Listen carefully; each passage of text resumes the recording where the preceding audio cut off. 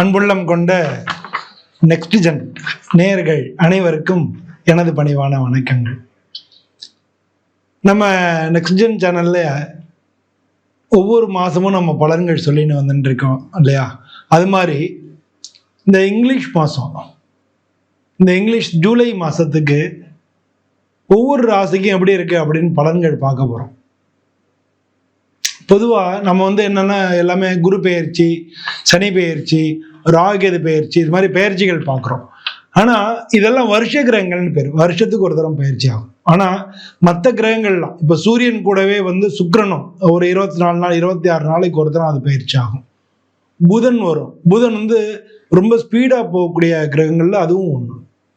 அது அடிக்கடி வக்ரமாகும் புதன். ஸோ அந்த மாதிரி புதன் வக்ரம் நமக்கு எப்படி பலனை கொடுக்கும், அது மாதிரி செவ்வாய் ஒன்று, செவ்வாய் கிரகமும் போகும். ஸோ இதெல்லாம் ஒரு மாதமும் மாறக்கூடிய விஷயங்கள். நம்ம ஒவ்வொரு மாதமும் ஒரே மாதிரியா இருக்கு, நமக்கு பல சூழ்நிலைகள் வருது இல்லையா, நமக்கு பல மாற்றங்கள் வருது. அதனால அதெல்லாம் சேர்ந்துட்டு எப்படி இருக்கு இந்த கிரகங்களினுடைய இது பண்றதுனால ஒவ்வொரு ராசிக்கும் எந்த விதமா ஒவ்வொரு மாசத்துலையும் பலன்கள் கிடைக்கும்.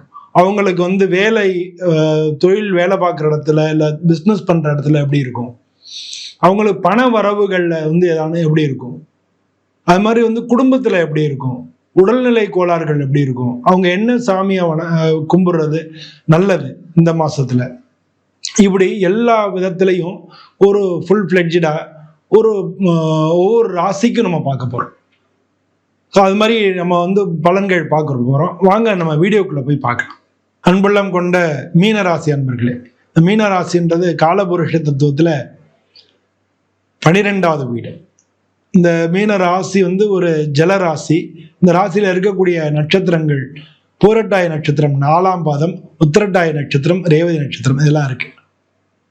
இது ஜலராசி மட்டும் இல்லை, உபயராசி. அதனாலயோ என்னவோ இவங்க கொஞ்சம் சென்சிட்டிவா இருப்பாங்க. தொட்டாச்சனிங்கி அப்படின்னு நம்ம சொல்லலாம். சென்சிட்டிவா இருப்பாங்க, சின்ன விஷயத்துக்கு கூட உடனே ரியாக்ட் பண்ணுவாங்க. இவங்களுடைய ரியாக்ஷன் ரொம்ப ஃபாஸ்டா இருக்கும். ஸோ அதனால இவங்க என்னன்னா சின்ன விஷயத்த விமர்சனங்களை தாங்க மாட்டாங்க. இவங்களை பத்தி யாருன்னு ஏதான்னு சொன்னா உடனே இவங்களை சண்டைக்கு போயிடுவாங்க. ஸோ விமர்சனங்களை தாங்க மாட்டாங்க. யாருன்னு ஏதான்னு சொன்னா நம்மளை தான் சொல்றாங்கன்னு நினைச்சுக்கிட்டு சண்டைக்கு போறாங்கல்ல, அவங்களாம் இவங்களா தான் இருப்பாங்க. அந்த மாதிரி இந்த மீனராசிக்கு உள்ள இயல்பான ஒரு குணமா இருக்கு. இப்படிப்பட்ட இந்த மீனராசிக்காரங்க இந்த மாசத்துல உங்க ஜென்ம சனியா இருக்காரு. அவர் வக்ரம் அடைகிறார் 13ஆம் தேதி, ஜூலை 13ஆம் தேதி. சூரியன் உங்க 4வது வீட்டுல இருந்து 5வது வீட்டுக்கு போறார். அவர் 16ஆம் தேதி போறார். 18ஆம் தேதி ஏற்கனவே அங்க 5வது வீட்டுல இருக்கக்கூடிய புதன் வக்ரம் அடைகிறாரு. 26ஆம் தேதி அன்னைக்கு சுக்கிரன் உங்களுக்கு 3வது வீட்டுல 4வது வீட்டுக்கு போறாங்க. 28ஆம் தேதி அன்னைக்கு செவ்வாய் உங்களுக்கு 6வது வீட்டுல இருந்து 7வது வீட்டுக்கு வராங்க. ஸோ இந்த மாதிரியான கிரக சூழ்நிலைகள் உங்களுக்கு எந்த விதமான பலன் கொடுக்கும் அப்படின்றத நம்ம பார்க்க போறோம். இப்போ ஜென்ம சனியா இருக்கிற வக்ரம் ஆறதுனால கொஞ்சம் உடல்நிலை கோளாறுகள் அடிக்கடி இருந்துட்டே இருந்தது, அதெல்லாம் கொஞ்சம் சரியாகும். அது மாதிரி மனசுல இனம் புரியாத கவலைகள் இருந்தது, அதெல்லாம் கொஞ்சம் தைரியமா இருக்கும்.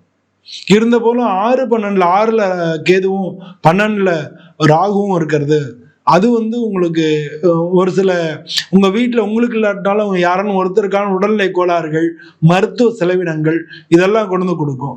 தொழில் சம்பந்தப்பட்ட பிரச்சனைகள் உங்களுக்கு வரதுக்கான வாய்ப்புகள் மிக அதிகமா இருக்கு. உங்களுக்கு 3ஆம் இடத்துல இருக்கக்கூடிய சுக்கிரன் அந்த வீட்டுக்கும் அதிபதி அவர் தான். அதே மாதிரி உங்களுக்கு உங்க ராசிக்கு 8வது வீட்டுக்கும் அதிபதி அவர் தான். சுக்கிரன் 3வது வீட்டுல ஆட்சியா இருக்கிறதுனால உங்களுக்கு மற்றவங்கனால வரக்கூடிய பிரச்சனைகள் அதெல்லாம் இந்த மாதம் வரதுக்கான வாய்ப்புகள் மிக அதிகமா இருக்கு. நீங்க மற்றவங்க சொல்றதை நீங்க அதிகமா நீங்க பொருட்படுத்த வேண்டிய அவசியம் இல்லை.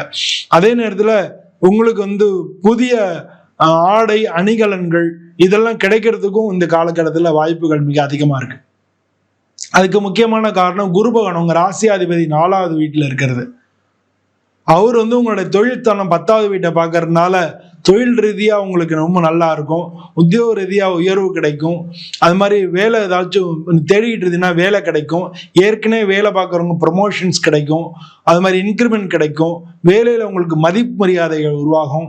நீங்க செஞ்ச வேலைக்கு மற்றவங்கலாம் பாராட்டுவாங்க. இது மாதிரி வேலை சம்பந்தமான விஷயங்கள்ல உங்களுக்கு மிக மிக சிறப்பாக நடக்கும்.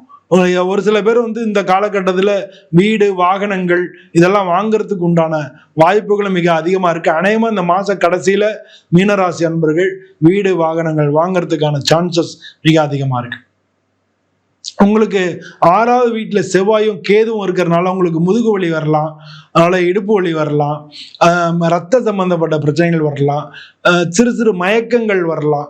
நீங்க அது மாதிரிலாம் இருந்தோம்னா டாக்டர்கிட்ட உடனே காமிச்சு பார்த்துக்கிறது உங்களுக்கு மிக மிக நல்லது. இந்த மீன ராசின்றது காலபுருஷ தத்துவத்துல 12வது வீடா இருந்தாலும் இந்த ராசிக்கு அதிபதி வந்து குரு பகவான். அதனால பொதுவாக வந்து இவங்க சிவனை வணங்குறது ரொம்ப நல்லது.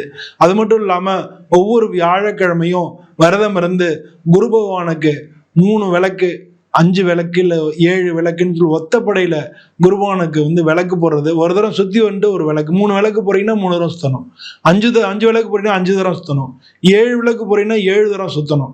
அது மாதிரி ஒவ்வொரு சுத்துக்கு ஒரு விளக்கு அப்படின்ற மாதிரி பக்கத்துல இருக்கக்கூடிய சிவன் கோயில்ல இருக்கக்கூடிய தென்முக கடவுள்னு சொல்லக்கூடிய தட்சிணாமூர்த்திக்கு அது மாதிரி விளக்கு போடுங்க. அது மாதிரி நவகிரகங்களையும் சுத்தி வாங்க. இந்த மாதிரி வந்தீங்கனாலே இந்த காலகட்டங்கள்ல எல்லாத்துலயும் சிறப்பா இருக்கும். எல்லாத்தையும் தாண்டி நீங்க எல்லாத்துலயும் ஜெயிக்க முடியும். இந்த காலகட்டம் ஆக்சுவலா உங்களுக்கு நல்லா தான் இருக்கு அப்படின்னு சொல்லணும். இந்த காலகட்டத்தில் உங்களுக்கு பெரிய லெவல்ல எந்த பிரச்சனையும் வரல. உங்களை பொறுத்தல 6 பண்ணல இருக்க ஒரு ராகு தான் உடல்நிலை கோளாறுகள் உங்களுக்கு தரலாம், இல்லைன்னா உங்க வீட்டுல யாருன்னு ஒருத்தவங்களுக்கு தரலாம். இந்த மாதிரியான விஷயங்கள் தான் உங்களை பாதிக்க போறது. பொதுவாக வந்து நான் ஜென்ரலா எடுத்துனாலும் இந்த மாசம் வந்து உங்களுக்கு மிக சிறந்த மாசமா இருக்க வேண்டும் என்று நானும் சுவாமியை பிரார்த்தனை பண்ணிட்டு உங்களிடம் விடைபெறுகிறேன். நன்றி, வணக்கம்.